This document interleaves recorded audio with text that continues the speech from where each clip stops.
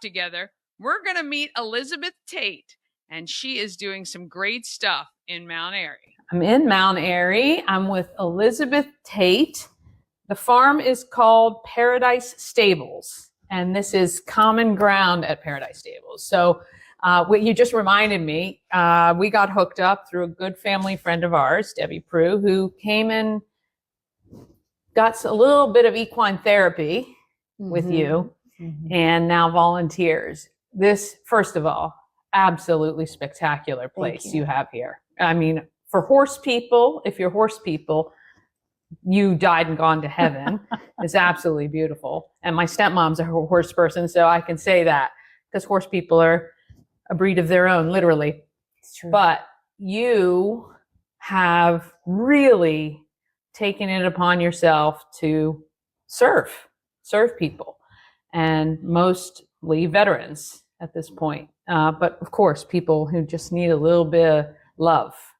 So tell me a little bit about your background. You were telling me a little bit before, and why this is so important. So my father was a veteran, and he served in World War II and Korea.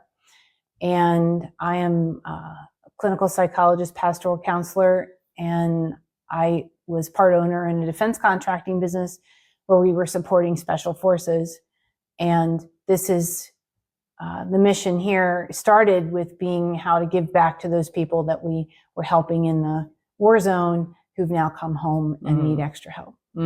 Yeah, and that's a huge, huge thing. And when I think about how far we've come from the stories I heard when veterans returned from Vietnam, I'm still baffled that we have not done a better job helping veterans return to civilian life. There's still a big gap. And it's so great to have programs like yours for them in particular. What are you finding with a lot of these veterans that you're helping? What am I finding? I'm finding that there are a lot of services available to veterans, especially in Frederick County, actually. There's a number of different service organizations. We're all different. We're not a one size fits all. We're a one size fits one. And some things work, some things don't. And work is the operative word, right? So in my work, my goal is to give people the opportunity to have peace, to understand their nervous system, to understand how horses help us regulate our nervous systems, and to be able to find that place that they can then recall when they're not here anymore with me. Yeah. And that's a huge, huge thing, right? Yes. That is a huge thing. And we're changing lives. I mean, there's no way around it. And there's other programs that offer excitement, right? And adrenaline kind of programs. And we're completely the opposite. Our goal is to give tools that are long lasting beyond our barn. Yeah. You were telling me a little bit about horses and humans and the relation between the two. What have you found with that? Well, through my own need for trauma recovery, and all the science that's behind it, horses have an energy system, and they share the same chakra system we do. And chakras, essentially, they're our energy and how it flows through our body. And when we meet theirs, we regulate our heartbeats to theirs like a baby to a mom. It's a natural, actually occurring thing that our horses in particular, because they're drafts and they're gentle giants. Right. They're not necessarily race horses. Yeah. So anyway, that's the magic that happens. Yeah. And we hold space for that to happen. And then we have other tools at our disposal that create opportunities to try that on for a while. Yeah.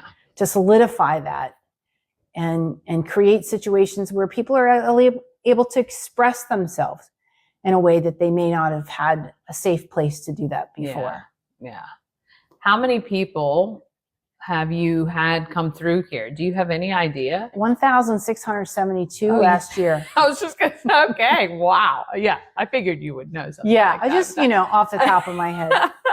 I mean, that's pretty incredible. They're not all veterans, of course. No. So you were telling me like you do outreach with other people who are in intensive situations a lot of the time and need just a little bit of decompress, or a lot. And bringing them out here allows that opportunity.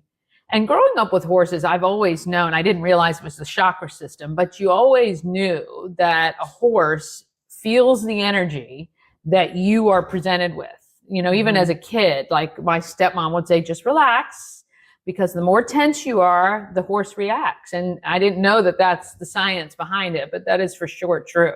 Well, they're flight animals. That's how they're made. Yeah. We essentially are too, except we don't have prey like they do in the wild.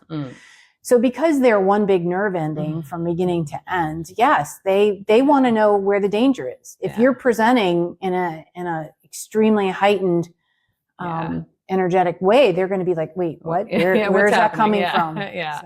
Yeah, and it's on my back. Oh my gosh. Yes. Yeah. But we work with a lot of people who suffer trauma. Sure. In addiction recovery, in homelessness, in people who've lost children to overdose, people who hospice, Hartley House, a lot of different local organizations, Helping Up Mission, Brooks House, other folks. Yeah. So what is your hope with what you've built here? Like, what are you hoping over the next 5 years to be able to accomplish? Two things. First of all, I always want to serve the underserved, right? So like I told you before, my goal this year is to work with 911 operators. They're underserved and we want to serve them.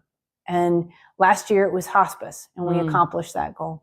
5 years, we have to work on financials to be able to sustain this financially, right? So, and that's not my forte. I'm a programmer, right? I'm the one that helps. I don't know that side of the world. But in order to be here in 5 years, that's something that we have to be able to secure and move forward. Now, I don't charge our veterans or first responders and their families. I haven't. Oh yeah, we work with TAPS also. Yeah, I haven't. But I think where the healing really happens here is when I'm able to work with people for 6 to 8 weeks in a row. Yeah. That's where we can really dive in. That's where we get some work done. Yeah. That's not where just the one-off 2 hours. I mean, it's helpful. Gone. Yeah, sure. And it has its place, but the real work, the real life-changing work is when we can take the trauma that lives in the frontal lobe and move it to the back. And the edges are filed off and not as brisk. Yeah. And we can do that. Yeah. We've done it. Debbie, your friend, went through that, and she could give you testimony. Lots of people have gone through our program, and it's life-changing. Yeah. Yeah. So that obviously is the driving force. So the more we can do that, I think the more effective we are as a nonprofit. Yeah. Okay. So money is obviously something that's needed as a nonprofit. How else can people in Frederick, when they hear this and they're touched by it, they want to support you, how else can people support you? You need somebody who's great at fundraising or event planning, or how can people out there? All the above. Right. So we do have people who volunteer. Let me just say this. Our program is most effective because of the 37 volunteers that we have. Because everyone that comes here, that they get a horse and a volunteer. So I couldn't do this without them at the level that we're doing it, 100%.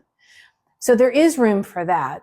But like if I could have some administrative help, just general stuff, that'd be great. Responding to emails, responding to phone calls, or that sort of thing. But then there's this fundraising side. So if there's a grant writer, or there's someone that likes to put on basket bingo and do other things, I'm open to anybody that has gifts that wants to be a part of it. Yeah. Can you even share the amount of money that I know this must cost to run? What would help sustain you, let's just say annually? Oh, well, in a perfect world, about $225,000. Yeah.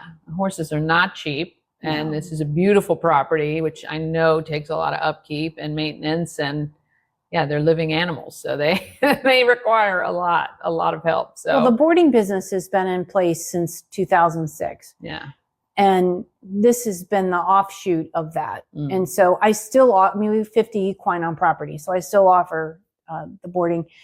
And I'd say a third of our boarders allow me to use their horses in our program. Oh, that's nice. And Yeah. those people are also volunteers for Yeah. us. So it's a nice marriage, Yeah. actually. Yeah. How can people reach out to you if something sparks something in them and they want to help or do more?